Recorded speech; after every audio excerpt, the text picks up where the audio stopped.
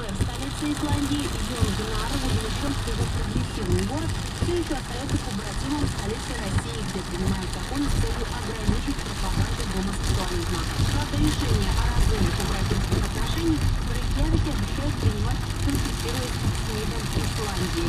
Добавлю, во всем мире мэр Йон-Гнар известен как борец за права меньшинств и многих законников.